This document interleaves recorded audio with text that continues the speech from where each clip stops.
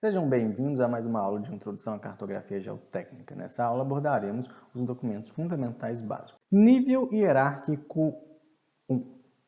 Documentos fundamentais básicos.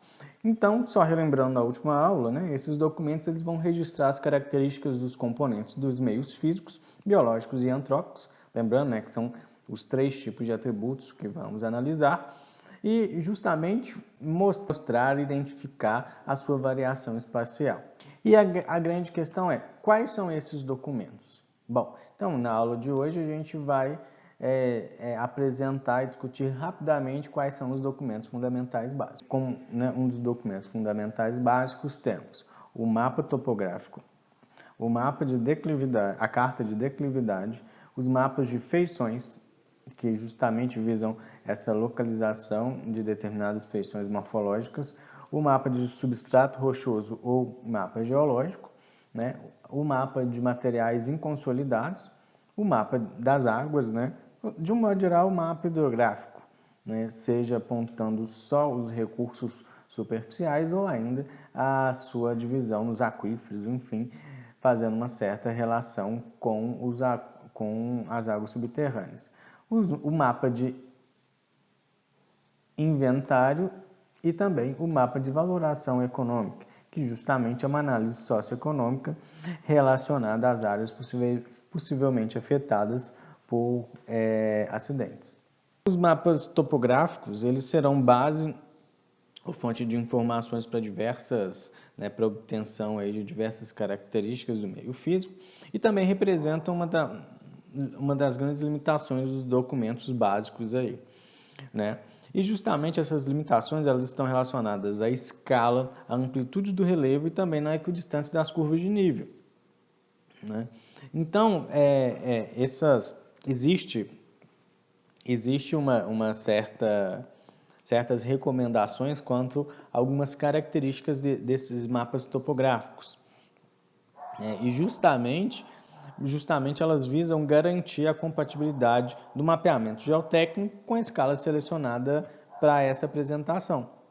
O problema é que boa parte desses mapas topográficos eles não possuem uma exatidão exigida para a respectiva escala escolhida para o seu mapeamento geotécnico, sobretudo quanto se trata aí da equidistância das curvas de nível. Então, de um modo geral, se a gente pensar em um mapa topográfico, um mapa topográfico da qual serão gerados outros produtos, como uma carta de declividade talvez, em uma escala de 1 para 100 mil, a gente pensar numa amplitude de relevo aí que seja superior a 500 metros, é exigido nessas condições limites para a elaboração da cartografia geotécnica, uma distância horizontal entre curvas de nível em milímetros aí, que seja inferior a meio milímetro, uma equidistância das curvas de nível que seja igual a 20 metros e também é um número de curvas de nível que pode ser agrupadas em até 2 curvas de nível. E, obviamente, também, além disso, é importante que se faça um controle com procedimentos de fotointerpretações, geralmente fotos aéreas aí, em escalas de 1 para 60 mil. E quando a gente fala a gente fala em distância horizontal entre as curvas de nível, eu estou falando dessa distância aqui, e quando eu falo de equidistância entre as curvas de nível, eu estou falando dessa distância aqui. Então, atualmente, quando as deficiências desses mapas encontradas elas não são tão significativas, os mapas podem ser até aprimorados aí com informação de novos dados, com a utilização de GPS, e fotos aéreas e fotos de satélite. Muitas vezes já estão disponíveis gratuitamente, imagens de satélite com resoluções de até aí 10, 12 12,5 metros por pixel, né? Que ajuda bastante na melhoria desses produtos cartográficos e também até na geração de novos a partir do geoprocessamento desses dados que atualmente são disponibilizados. As cartas de declividade elas podem ser elaboradas a partir de duas fontes de dados básicos, de dados primários. A primeira delas a gente acabou de dizer, né, que é a partir dos mapas topográficos. E a segunda através de medidas diretas obtidas em campo por diferentes equipamentos e também de recursos, e também medidas sobre fotografias aéreas e outros produtos de sensores remotos, né? E independente de qual é a fonte de dado a qual esse produto é gerado, tem que se definir algumas classes. E essa definição de classe ela está condicionada à verificação da frequência e da distribuição da distribuição das medidas da qualidade do mapa topográfico, né? Também deve-se considerar a amplitude total dos valores de declividade para uma determinada região e também para os possíveis usos desse produto cartográfico, que no caso é a carta de declividade. Lembrando, nível hierárquico 1. Os mapas de feições de terreno, né, são gerados a partir de interpretação e avaliação das feições da superfície da Terra e também de dados referentes a essa superfície. E para conseguir uma boa caracterização, né, são utilizadas técnicas ou uma combinação de técnicas que envolvam mapeamento direto, a fotointerpretação, algumas classificações e outras formas de análise. E o objetivo principal, né, dessa análise de avaliação do terreno é permitir um melhor entendimento do modelo conceitual do terreno, justamente com a finalidade de também diminuir os trabalhos de campo, as amostragens e os ensaios laboratoriais, e também de campo, né? E além disso também deve orientar essas investigações de campo e laboratoriais. Então, de uma forma geral, esse mapa de feições do terreno é uma etapa preliminar, não só para a cartografia geotécnica, mas também até para o mapeamento geotécnico, né? Eu não sei se todos vocês já fizeram aí fotointerpretação, na qual vocês utilizam fotos de imagem aérea e os estereoscópios, né, de bolso ou de espelho, enfim, para poder delimitar ali as porções de heterogeneidade mínima daquelas regiões e assim melhorar, planejar melhor o campo, né, o trabalho de campo de vocês. Não sei se vocês já fizeram isso, farão muito durante o curso, não nessa disciplina necessariamente, mas farão muito durante o curso, né? Bom, e essa técnica de avaliação, ela vai se basear na possibilidade da divisão dessa área de estudo em diversas unidades, que vão ser funções de escala e de objetivo, né, a partir de fotografias aéreas e também de trabalhos de campo, né? Predominantemente de fotografias aéreas como uma etapa realmente preliminar. É sempre bom, é sempre importante isso. E também esse critério de zoneamento que a gente vai utilizar, né, é necessário assegurar uma heterogeneidade mínima mesmo nas parcelas em relação às feições do terreno. E justamente quanto à forma de avaliação dos terrenos, podem ser distinguidas duas modalidades. Aquelas em que o enfoque vai ser mais fisiográfico e aquela outra em que o enfoque vai ser mais paramétrico. Quando a gente pensa no enfoque fisiográfico, a gente está pensando na delimitação das diferentes feições de relevo com base num conjunto de observações fotointerpretativas e de campo. Então, de um modo geral, né, a gente vai realizar um mapeamento de uma determinada região estudada em áreas que respondam de maneira semelhante e vão, mais uma vez, tem que salientar isso, e vão apresentar um nível mínimo de heterogeneidade, né? E quando a gente pensa no enfoque paramétrico, né, a gente vai analisar o terreno com base em medidas de parâmetros que são representativos da geometria daquelas feições do terreno, né? Como a gente pode exemplificar a declividade, né, que a gente viu que também é um documento fundamental básico, na curvatura, na amplitude, nas extensões e outros parâmetros que são característicos dos sistemas de drenagem, né, como os índices de vertente e também quando, para a gente fazer algumas análises, né, como eu mesmo fiz o mapa de suscetibilidade a escorregamentos planares, no meu caso, foi importante fazer uma análise em que eu procurava entender como variava a orientação das encostas e das vertentes naturais de uma determinada região. E quando a gente está fazendo esse zoneamento do terreno, né, basicamente a gente vai usar 3 níveis hierárquicos aí, que eles podem ser distinguidos como, né, sistema de terreno,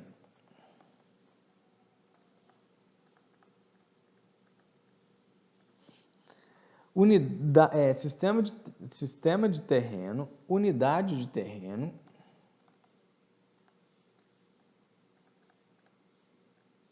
e, por fim, o elemento do terreno.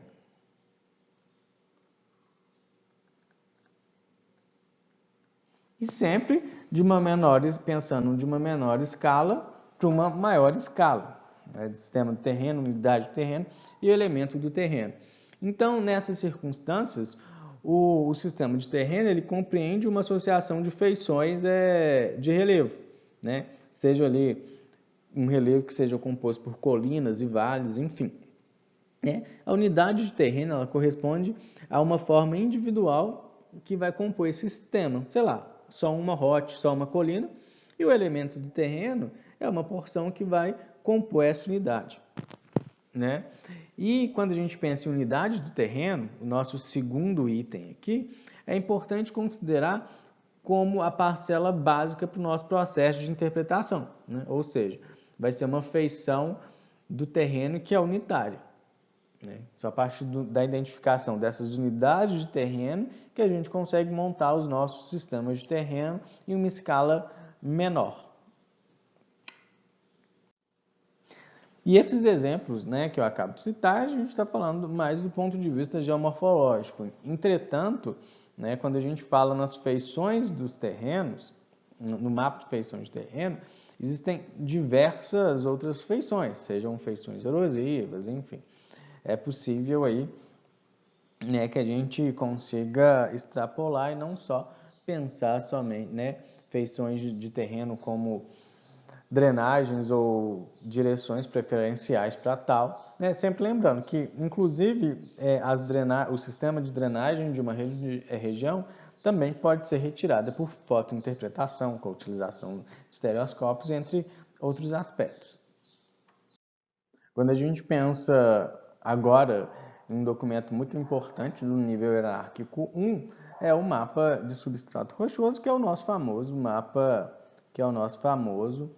mapa geológico, né? E ele é importante porque ele já representa, né, um zoneamento geológico. E esse zoneamento ele se dá, né, principalmente com base não só na diferença litológica, mas também nas características de formação de determinados tipos de litológicos em um determinado contexto geológico, né? Então, consequentemente, para que esse zoneamento seja realizado, várias informações são obtidas, né?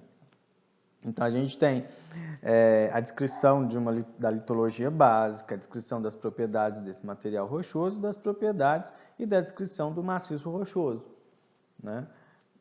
E o que eu quero dizer com material rochoso e maciço rochoso?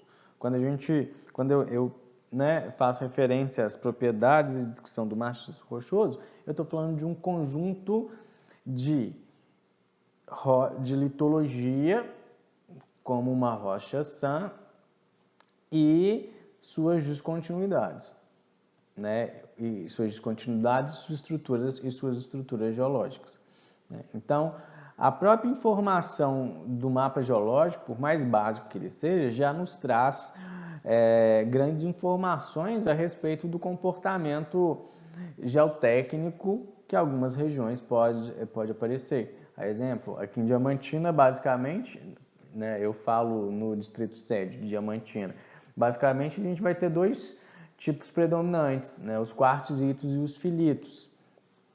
Os quartzitos mecanicamente, eles são muito mais resistentes do que os filitos, né? Estruturalmente, as foliações que os filitos apresentam pode condicionar escorregamentos planares. Em algumas, as serras aqui são caracterizadas, né, por diversas descontinuidades nos quartzitos. Consequentemente, podem desencadear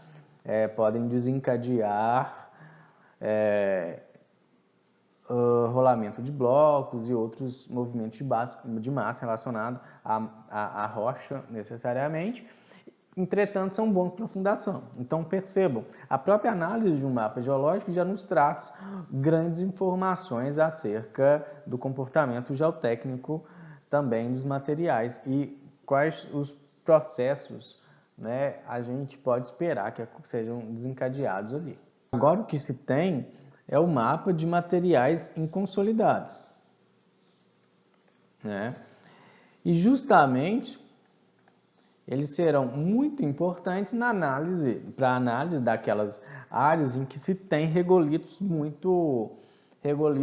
mais desenvolvidos, com a menor ocorrência de afloramentos rochosos, enfim, né, em que se tem mais coberturas de fato. E a gente vai entender como material inconsolidado todos os materiais geológicos, sejam residuais ou retrabalhados, né, que vão ocorrer desde o topo da rocha sã até a superfície. Então, ou seja, o regolito. Vocês lembram daquela rocha daquela aula que falamos sobre solos, né? E, evidentemente, os diferentes materiais que vão ser considerados nesse mapa, né, vão apresentar também características diferentes. Se a gente pensar como material inconsolidado, nós temos os depósitos de talos, não é mesmo? E justamente os depósitos de talos vão apresentar características geotécnicas muito diferentes dos depósitos de coluviões, né, de colúvios, enfim, e consequentemente comportamentos muito diferentes dos depósitos das planícies aluvionárias, dos depósitos aluvionários também. Né? E justamente os materiais inconsolidados eles vão ser constituídos aí por materiais retrabalhados, né, que podem ter aí grandes descontinuidades e heterogeneidades que vão ser avaliados por meio de granulometria, mineralogia e a cimentação entre as partículas que constituem esses materiais, e também os materiais residuais, que são materiais inconsolidados. Outro documento fundamental básico é o mapa de águas, né? Que na verdade é um mapa hidrológico, hidrográfico, enfim. E duas informações podem ser apresentadas nesses mapas, né? As águas superficiais e as águas subsuperficiais.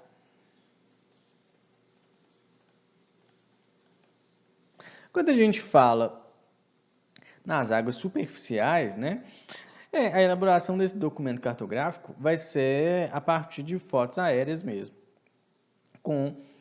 justamente pela possibilidade de obter a rede de canais de drenagem de uma forma mais detalhada, né? E aconselha-se sempre a utilização também de imagens de fotos aéreas mais antigas para que se possa estabelecer a variação, né, dessas drenagens e também estabelecer a questão de perenidade, né? Se é um curso d'água perene ou temporário, que são informações bastante relevantes quando associadas ao comportamento geológico, geotécnico dos terrenos, né? E justamente esse produto ele vai ser resultado de trabalho de fotointerpretação, né?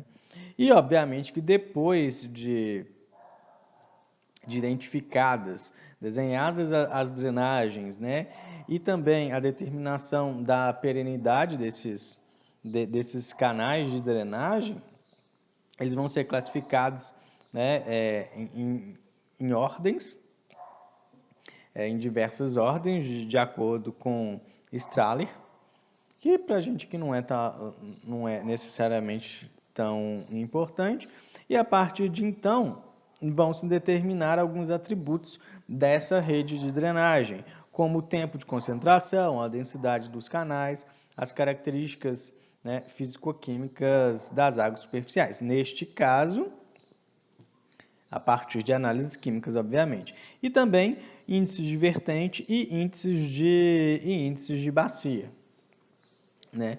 Quando a gente pensa nas águas, nas águas subsuperficiais, de fato, né, a gente precisa de saber quais são as zonas, a ideia é justamente identificar quais são as zonas saturadas, as zonas de transição e as zonas as áreas não saturadas.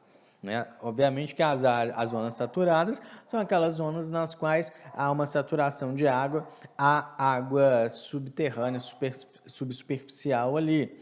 Né? E as águas não saturadas são aquelas, obviamente, que devem ser aquelas áreas compostas por terrenos com materiais de menor permeabilidade. E para a elaboração desse mapa de águas subsuperficiais, vão ser analisados diversos parâmetros do meio físico, como a profundidade do nível d'água, direção de fluxo, as descontinuidades do material geológico na qual, né, essa água vai ser transmitida, né, seja um maciço de gneiss, que são rochas cristalinas.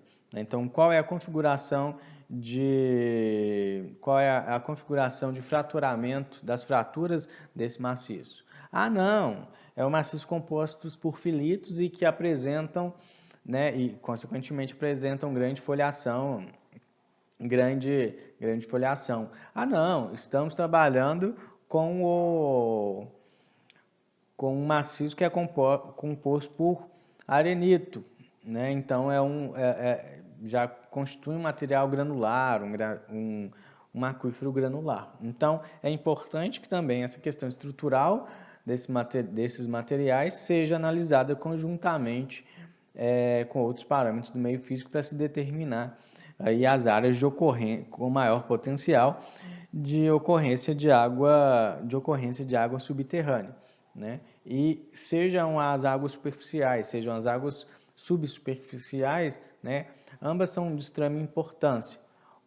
As superficiais associadas, sobretudo aqueles eventos mais concentrados, né? Mais de tempestade, e como, né, o fluxo de água de escoamento superficial vai acontecer, e também quando a gente imagina as águas subsuperficiais, sobretudo relacionadas àqueles momentos de maior estiagem, né? De como planejar a ocupação do meio urbano, sabendo que aqui, né, em tal área tem-se um reservatório de água, uma zona mais saturada. Ou ainda, né, não pensando de fato no uso da água ou na possibilidade de contaminação dessa água, mas pensando na instalação de fundações. Pensem, a gente tem um terreno que ele é constituído por argilas compressíveis saturadas, né? E que se a gente instala uma fundação ali, com o tempo a água na porção imediatamente abaixo dessas fundações vai sendo expulsa das argilas e, consequentemente, vai havendo um adensamento e podendo prejudicar a estabilidade dessa fundação, a estabilidade da construção que é realizada. E quando a gente fala dos mapas de inventário, justamente a ideia é localizar geograficamente um determinado elemento, né? Um determinado elemento. Seja esse elemento, né, uma feição erosiva, seja uma feição antrópica, como uma cava de mineração, enfim, né, justamente para tentar entender a localização desses elementos e, consequentemente, associar a outros atributos, né, atributos importantes para determinada análise, com determinada finalidade. Então, de um modo geral, né, esse documento cartográfico ele deve registrar 3 grupos distintos de informações. A primeira delas são justamente aquelas feições de processos naturais. E quais são os processos naturais? Justamente os processos os processos geodinâmicos, como erosão, movimento de massa e entre outros. Também aquelas feições que são decorrentes de atividades antrópicas e áreas com vegetação natural e fauna. E justamente a ideia é localizar esses pontos de importância e relevância para a análise de acordo com a nossa finalidade, né? E justamente esses produtos, esses produtos cartográficos como os mapas, né, de inventário, eles podem ser realizados, gerados, né, a partir de sensoriamento remoto, análise de imagens de satélite, fotos aéreas de baixa altura, produtos de geofísica e até mesmo trabalho de campo, né, visto que no campo é possível uma localização direta com o GPS. E quando a gente pensa, né, na utilização dos produtos de sensoriamento remoto, que são obtidos aí em diferentes datas, é possível ainda delimitar as feições e também vai permitir analisar as variações espaciais, temporais e a frequência por ponto de evento, né? E é interessante que atualmente, né, com o recurso que é gratuito, que é o Google Earth, a gente, além de conseguir fazer um mapa, né, um mapa de inventário de feições naturais, feições antrópicas, a gente consegue de maneira muito fácil trabalhar também com a análise da variação espacial, sobretudo que agora no Google Earth a gente tem disponível, não para todo ano, mas é possível analisar diversos cenários anteriores ao atual. Se não me engano, eu acho que aqui é da área de Diamantina, a imagem de satélite mais antiga disponível, eu acho que é 2006, 2002, alguma coisa do tipo. Mas é possível ver ali algumas 6 ou 7 ou 8, talvez, imagens de satélite. Então, pensando em Diamantina, tá? Que esse número varia com base na área analisada. Então, a gente já consegue analisar a evolução da ocupação urbana, né, quais são os vetores de crescimento, como que está acontecendo a evolução de algumas feições erosivas e assim sucessivamente. Essa que é a ideia de um mapa de inventário. Ficamos por aqui. Até mais.